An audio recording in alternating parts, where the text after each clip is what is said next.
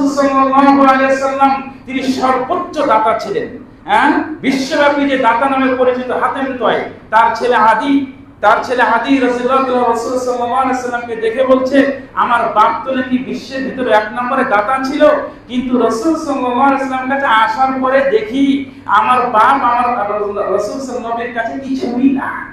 এটা হলো কি অন্য সময়, কিন্তু যদি রমজান মাস হতো, রমজান মাস আসতো, তো যেটা রিহিল মুরসালা, প্রবল গতির ঝাঞ্ঝা যে বাতাস, এই গতিতে তিনি আল্লাহ রাসূল সাল্লাল্লাহু আলাইহি ওয়াসাল্লাম রমজান মাসে দান সদকা করতেন। সুবহানাল্লাহ। তো বলছে অন্য সময় করলে হবে না, রমজান মাসে করব কেন?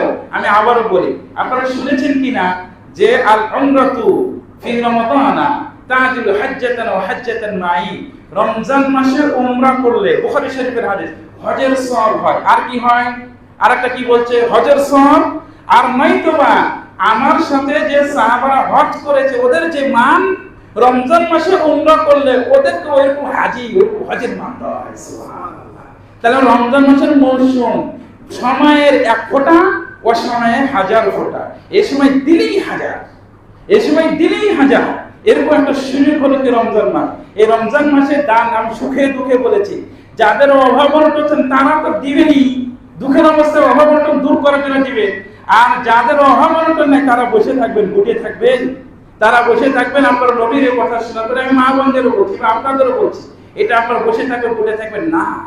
রাসূল সাল্লাল্লাহু আলাইহি ওয়াসাল্লাম বিষয়টা নিয়ে আপনারা উজাড় হবে, মা বোনদের ভুলের শেষ নয়। বলছে আপনাদের, আমার মা বোনরা যারা শুনছে, শুধু আপনাদের বলছি না, আমি আমার মা, আমার নিজের বোনের কথা বলছি। অনেক সময় অজান্তেই মা বোন অনেক ভুল করে থাকে। প্রিয় নবী সাল্লাল্লাহু আলাইহি ওয়াসাল্লাম বলছেন, অধিকাংশ জাহান্নামের সংখ্যাটা দেখেছি নারী। তাসাদদাকনা ফাইন্নী উরিতুকুনা আকসারা আহলিন নার, তোমরা বেশি বেশি সদকা করো, কারণ অধিকাংশ দেখেছি তোমাদের জাহান্নামে। তাহলে জাহান্নামের আগুন থেকে বাঁচার জন্য মা বোন সকল আমাদের সকলকে বলা হচ্ছে যে সদকার কথা বলা হচ্ছে। এবার আমি আরেকটা কথা বলি, আমার শেষের দিকে আছে, সুখে দুঃখে প্রিয় নবী দান সদকা করতেন, সাহাবায়ে উজাড় করতেন, ইফতারি করে যেভাবে পেরেছেন। আপনি সদকাটা দিবেন কোথায়, দানটা আপনি করবেন কোথায়? রাসূল সাল্লাল্লাহু আলাইহি ওয়াসাল্লাম বলছেন, দুইজন গোলাম আযাদ করতে চাইলেন সাহাবী, তখন বলছে তুমি দুইজনের মাঝে ওকেই তুমি আযাদ করো, মুক্ত করো, যে নামাজ পড়ে, যে সালাত পড়ে, তাকে তোমরা আযাদ করো, তাকে তোমরা মুক্ত করো। একটু লম্বা হয়ে যায়, তারপর কথাটা বলেই ফেলি।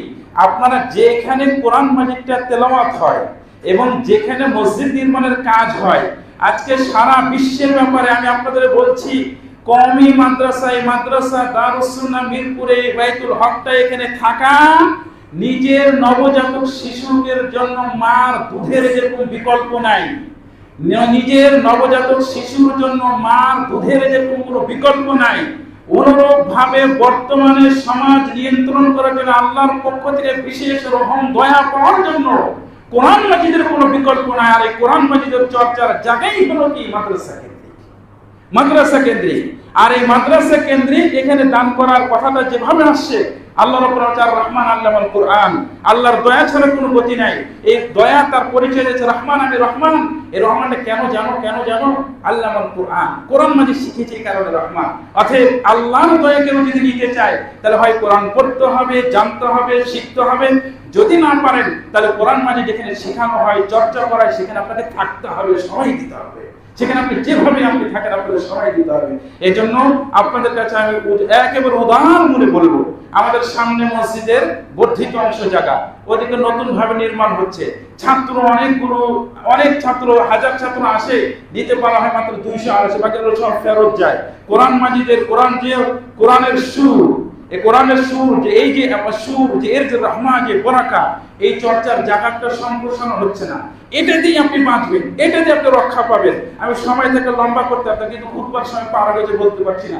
শেষের কথা আমি বলে দিচ্ছি যে রমজান মাস এই সুযোগটা আপনি এই মিরপুর মাদ্রাসার সামনের মসজিদের জায়গাটা, গোটা বাংলাদেশের ভিতরে হাতে গোনা সীমিত কিছু মসজিদ মাদ্রাসা আছে যেখান থেকে বিশুদ্ধ আকীদা, নিছক পরিষ্কার পরিচ্ছন্ন তাওহীদের যে দাওয়াতের যে আহ্বান, যে বাণীটা যে প্রচার হয়ে থাকে, মিরপুর মাদ্রাসা দারুস সুন্নাহর বিকল্প নেই।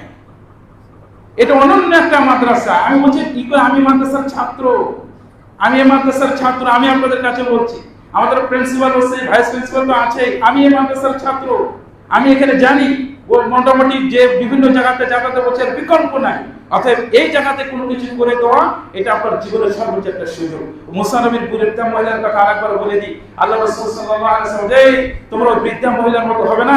বলছে কোন বৃদ্ধা মহিলা রাসূলুল্লাহ? বলছে মুসার জামানায় মিশরের ভিতর একটা বৃদ্ধা মহিলা ছিল, তো বসে থাকতো, তো বনি ইসরাইল আলেমরা বলেছিল মুসা যখন চলে যাচ্ছে মিশর থেকে অন্য জায়গায় যাচ্ছে, তখন ওই বনি ইসরাইল ওলামা বলছে ইয়া রাসূলুল্লাহ মুসা ওই ইউসুফ নবী ওসিয়ত করেছিলেন আমরা যখন এতে চলে যাব তার কবর লাশ সহ যেন নিয়ে চলে যায়।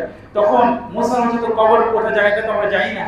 তো বলছে একজন বৃদ্ধা মহিলা জানে। বলছে ঠিক আছে চলো বৃদ্ধা মহিলার কাছে চলো। তো বৃদ্ধা মহিলার কাছে গেছে, যাওয়ার পরে বৃদ্ধা বলছে কে? বলছে মুসা নবী। এবার শুনে মুসা নবী বৃদ্ধা মহিলা জানে যে নবী তো এর দোয়া তো কোনো মিস যাবে না। তখন এবার একটা বলছে এই সুযোগটা কাজে লাগাতে হবে, এবার সুযোগটা কাজে লাগাতে হবে। তখন মুসা নবী বৃদ্ধা বলছে কি যারা আমি অল্প বয়সে ফিরে আসি না, এটা সুযোগ। মা বোনদের বলছে আপনাদের বলছে এই সুযোগ নাকি না ও ভাঙ্গা বাড়ি বিল্ডিং বাড়ি হয়ে যায় এটা সুযোগ না, অভাবে অনটনে আছি টাকা পয়সা ভরপুর এটা সুযোগ না।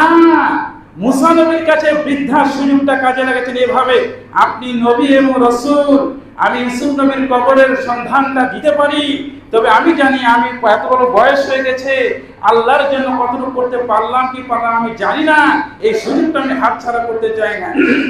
সুযোগটা কি? আপনি 2 রাকাত নামাজ পড়ে আপনি আমার জন্য দোয়া করেন, আল্লাহর কাছে আমার এই দরখাস্তটা আপনি পাশ করে দেন, আল্লাহ যেন আমাকে জান্নাত দান করে। সুবহানাল্লাহ। আমি টাকাও চাই না, আমি বিল্ডিং বাড়ি চাই না, আমি বাড়িও চাই না, আমি এগুলো কিছু চাই না, আমার যেন এটা হয়। তখন মুসা নবী কি বলছে যে কিছু তো চাই না, তো কি করা? 2 রাকাত নামাজ পড়ে আল্লাহর কাছে বিষয়টা বললেন, কবরটা দেখিয়ে দেওয়া হয়। প্রিয় নবী সাহাবীদেরকে বলছে এরকম সুযোগ হাতছাড়া করবে না, কাজে লাগাও, এই সুযোগটা তোমরা কাজে লাগাও। আগে একটা সুযোগের কথা বলেছি, পরস্পর সব কিছু ছেড়ে দিয়ে আবু বকরের মতো সুযোগটা গ্রহণ করা। দ্বিতীয় সুযোগ হলো সামনের বর্ধিত মসজিদে স্কয়ার ফিট কত বছর ছিলেন ৮,০০০ টাকা মাত্র, যে এক স্কয়ার ফিটের ৮,০০০ টাকা, ওখানে যতদিন সলাপ করে ওটা আপনার জন্য বরাদ্দ হবে।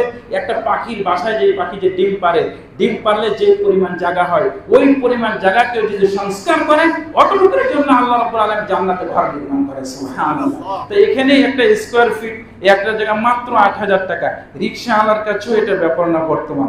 আজকে মসজিদের খুতবায় যারা আমার এই কথাটা আপনাদের কাছে যাচ্ছে যে এই যে সামনের জায়গাটা বর্ধিত করে বাংলাদেশের যে ছাত্র গরিব যারা আছে, এতিম যারা আছে, এই তৌহিদের এই কথাটা, আল্লাহর এই কথাটা, কোরআনের এই বাণীটা শোনার জন্য, শিক্ষার জন্য, চর্চা করার জন্য এই সুযোগটা করে দেওয়া এবং নামাজ পড়া এই জায়গাতে এই সুযোগটা দেওয়ার জন্য মাত্র ৮,০০০ টাকা করে। আমি বললাম তো আমি আপনাদের এখানকার ছাত্র, এই জায়গার আমি ছাত্র, এখানে মাত্র ৮,০০০ টাকা করে। এই ৮,০০০ টাকা করে সবাই যদি ৩০০ জন থাকে মুসল্লি তাহলে সবাই, আর যদি ১,০০০ থাকে তাহলে ১,০০০ মুসল্লি। যে কোটিপতি আছে ওর কাছে বলবো না যে 1 স্কয়ার ফিট দিবে নাকি 5 স্কয়ার ফিট আছে, আমি রিকশাওয়ালার কথা বলেছি। যে রিকশাওয়ালা থেকে নিয়ে একেবারে পর্যন্ত এই বৃদ্ধা মহিলার মতো সুযোগটা আপনারা কেউ হাতছাড়া করবেন না।